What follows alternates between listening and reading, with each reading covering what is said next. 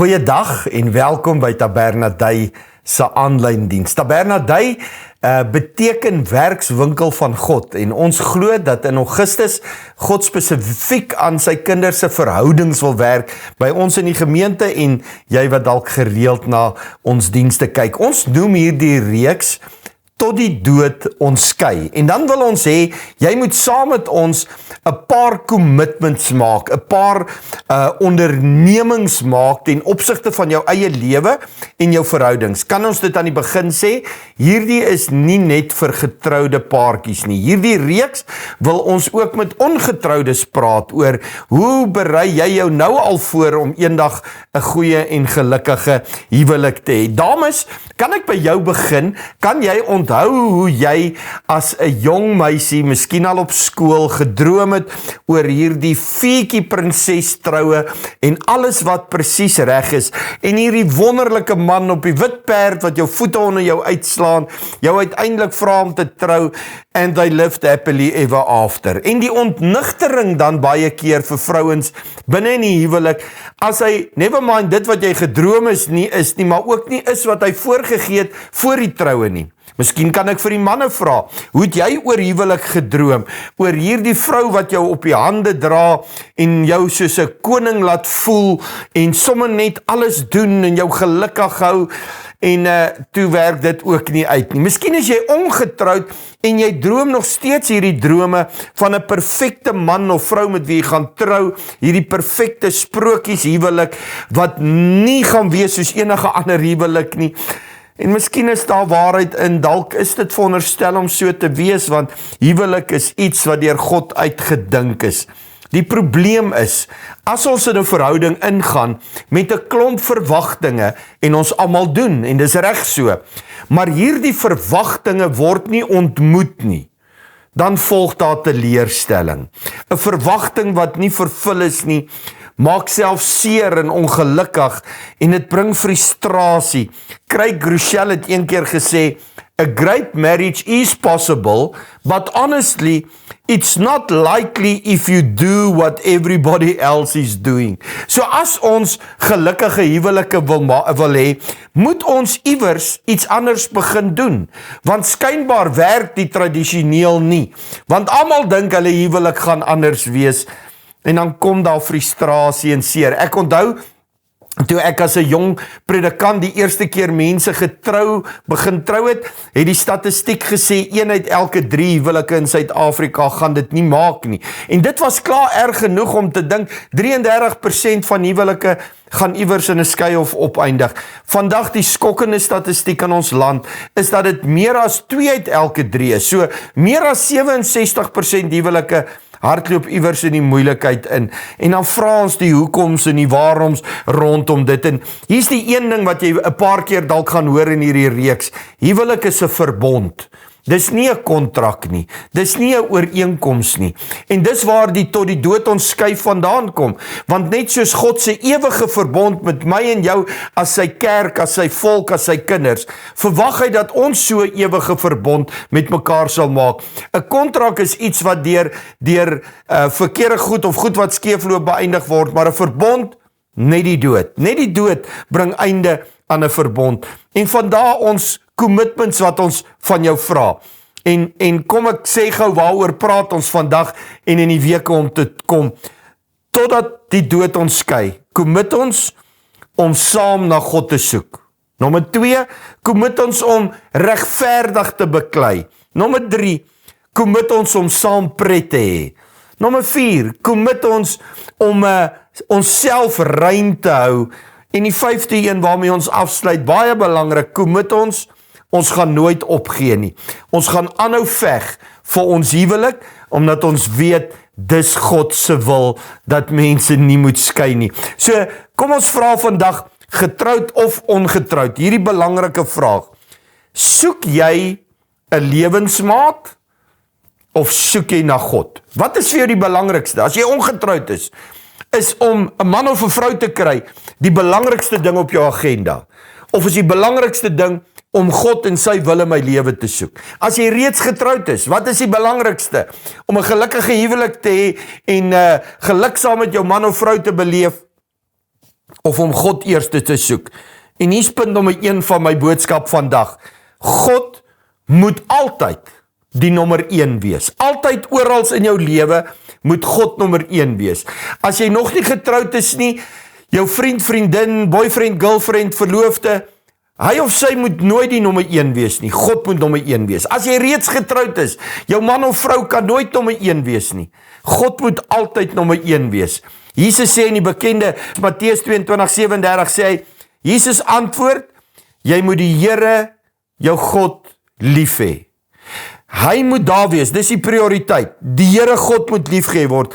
Nie jou vriend, vriendin, jou gade, jou metgesel, jou lewensmaat nie. God nommer 1, met jou hele hart, en met jou hele siel, en met jou hele verstand.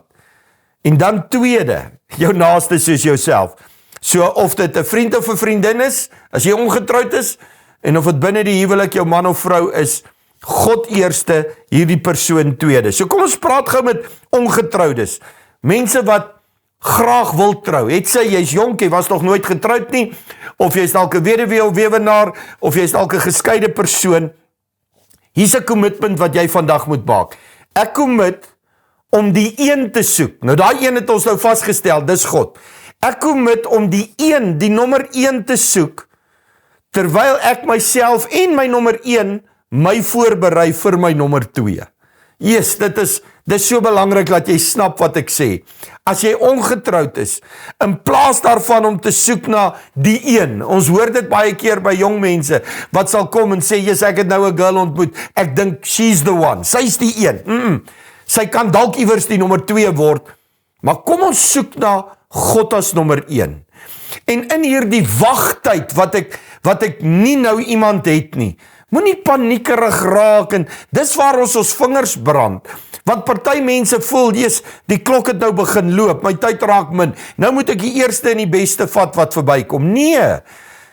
Maak God jou fokuspunt. Soek hom as die nommer 1. Laat toe dat hy jou voorberei vir wie ook al jou nommer 2 gaan wees. En ontspan terwyl jy weet hy's besig om jou nommer 2 vir jou voor te berei. Maar sorg dat jy God altyd soek. Vir getroude pare wat bietjie meer geluk begeer, hier's wat ek vir jou vra om te commit. Ek sal commit om saam met my nommer 2, my man, my vrou met wie ek getroud is, saam met my nommer 2, na die 1 te soek, na die nommer 1 te soek. Hierdie is so belangrik. Jou huwelik sal nooit wees wat dit moet wees, as God nie nommer 1 in jou huwelik is nie. As jy probeer om jou man op 'n troontjie te sit, of jou vrou op 'n troontjie te sit, dan gaan jou huwelik dit nie maak nie. God moet op die troon wees, hy moet nommer 1 wees. En as hy nommer 1 is, dan gaan ek 'n beter man of vrou vir my nommer 2 wees. En dan gaan hy of sy 'n beter nommer 2 vir my ook wees, as ons saam na God soek. Jy weet dit, ek hoef dit nie vir jou te sê nie, maar enige iets, of iemand, wat 'n plek bo God in jou lewe kry, word eintlik 'n afgod. Dit word afgodediens. Baie keer wonder ek oor ouers hoe hulle na hulle kinders kyk. Ek is verskriklik lief vir my kind, en ek is verskriklik lief vir my skoondogter en vir my kleinkinders, maar hulle kan nooit die nommer 1 wees nie. God moet die nommer 1 wees. Die oomblik as 'n mens 'n plek bo God inneem, is jy besig om afgodediens te beoefen. En dan kan jy nie verwag jou huwelik moet geseënd wees nie. God moet altyd nommer 1 wees. So kan ek in die tweede helfte van hierdie boodskap dalk so 'n bietjie prakties net praat oor hoe soek ek na die nommer 1 wat dan nou God is. En ons almal verstaan die praktiese goed van, yes, julle moet saam Bybel lees. En dit is so belangrik om saam kerk toe te gaan. En dit is belangrik om saam iewers by 'n kerk betrokke te wees en selfs te bedien of by 'n klein groep. Maar hier's iets wat 'n ou met die naam van Charles Duhigg sê. Hy praat van die krag van gewoontes in ons lewe. En hy praat van hierdie ding wat hy noem keystone habits.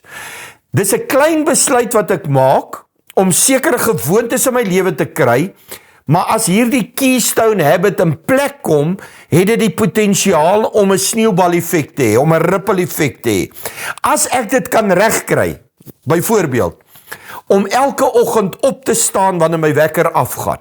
Nie die snooze button 3 of 4 keer te druk nie. En ek staan op en ek begin gedissiplineerd om elke oggend my Bybel te lees. Net vir 5 of 10 minute. Dan het daai een nuwe habit, daai nuwe gewoonte, die potensiaal om te sneeubal. Want dalk besef ek, ek het nou ook tyd om te bid, en omdat ek bietjie vroeër opgestaan het, het ek dalk gou tyd om 'n paar push-ups te doen, of net om die blok te stap, of wat ook al, en later begin ek voel, maar nou moet ek aan eetgewoontes, of nou moet ek aan verhouding werk, en hier is die ding van die dissipline om klein goedjies reg te maak. En dan vra ek vir jou, as jy regtig na God soek, wanneer laas het julle saam gebid? As jy getroud is, wanneer het jy saam gebid? En dan sal dalk nou dadelik 'n paar vrouens wat sê, "Jesus, maar my man bid nooit saam met my nie." Of 'n paar manne wat gaan sê, "Jesus, maar ek is so senuweeagtig. Ek weet nie wat om te bid nie. Ek weet nie hoe om dit te doen nie." Die feit bly staan, ons moet saam God se aangesig soek. So vir ongetroude mense wat graag wil trou, of mense wat in verhouding is en beplan om te trou. Hier's my raad aan jou. Werk daagliks daaraan om as individu te werk om meer soos Jesus te word.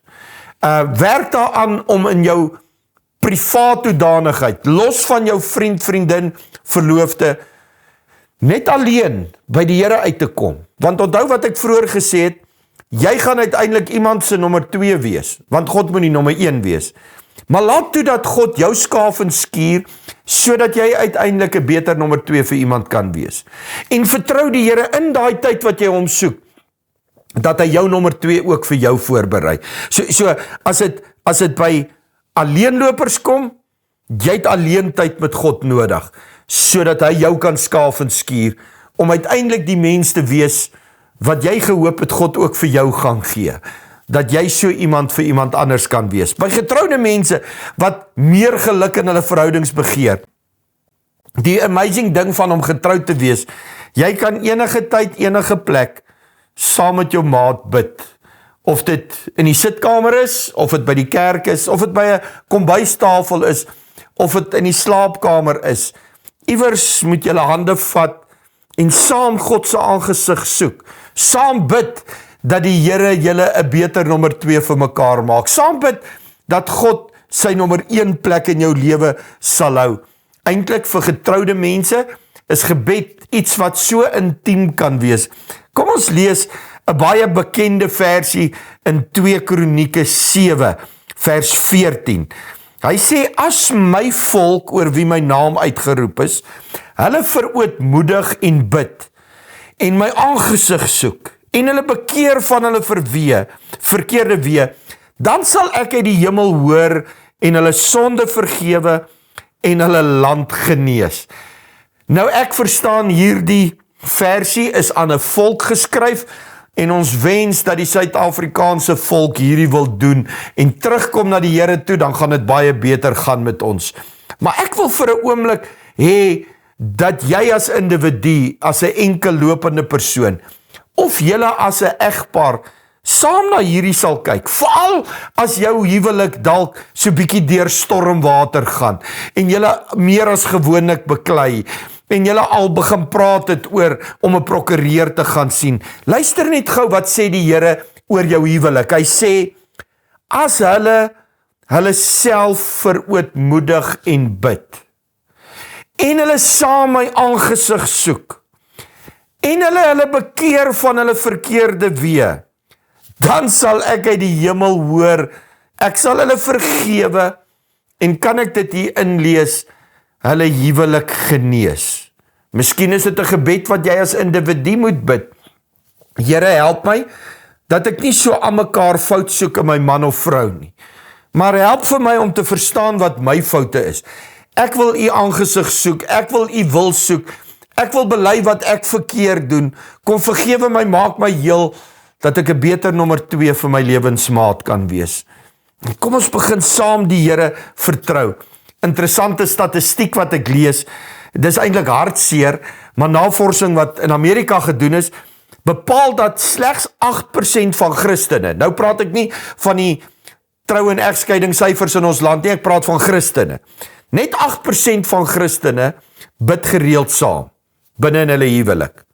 Maar die amazing ding is, van hierdie 8%, as vir elke 100 kappels wat nou hier verteenwoordig word, sal net 1 kappel skei, so 1%. So dink gou vir 'n oomblik, as die Suid-Afrikaanse statistiek sê, 2/3, 67% huwelike gaan dit nie maak nie, versus kappels wat saam bid, gaan daar dalk 1% dit nie maak nie.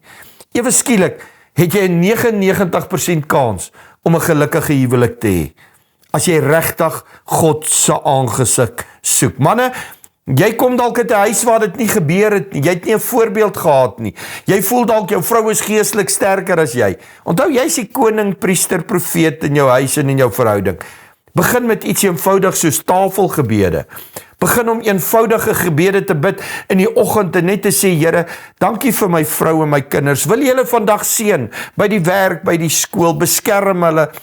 Begin net om saam te bid. Begin om saam God te soek. Dis baie moeiliker om kwaad te word vir 'n gebedsvernoot as iemand wat jy vir een of ander rede begin sien het as jou oppositie. Matteus 6:33 is baie bekend as Jesus sê, soek eers die koninkryk van God, sy geregtigheid. En al die ander goed sal bygevoeg word. As jy ongetroud is en die Here vertrou vir 'n goddelike man of vrou om mee te trou, begin by die begin. Soek eers na God. Soek God se wil, soek God se genade, soek sy liefde. En dan word die res bygevoeg. As jy reeds getroud is, en of jou huwelik gelukkig en geseënd is, en of jy tans deur stormwater gaan, begin as individu en as egpaar saam om God te soek. Hier is die commitment wat ons vandag maak. As ek ongetroud is, ek gaan hom as my nommer 1 soek. En hom dan vertrou om vir my nommer 2 te gee. As ek getroud is, gaan ons saam met my nommer 2, gaan ons saam ons nommer 1 soek, sy wil vir ons lewe. Kom ek bid vir jou. Vader, baie dankie, dat u woord vandag met elkeen van ons kom praat, of ons getroud of ongetroud is. En my gebed vandag is, Here, dat u sommer net ingryp in elke verhouding. Help vir ongetroude mense om goed te werk met verhoudings en nie goed te doen buite God se wil en woord nie, maar om God se wil te soek, om as nommer 1 in my lewe te soek elke dag. Maar dan bid ek ook vir kappels, Here. Ek is al hoe meer daarvan bewus dat die duiwel op elke moontlike manier probeer om mense se lewens te verwoes, om huwelike te verwoes. Help vir ons om weer by mekaar te staan, saam met my nommer 2 en my nommer 1 te soek en te dien met alles in my. Help vir ons om te bely waar ons verkeerd is, God se aangesig te soek, terug te keer na ons nommer 1, en dan glo ek, gaan U weer vrede en geluk in verhoudings bring. Ek bid dit in Jesus se naam. Amen.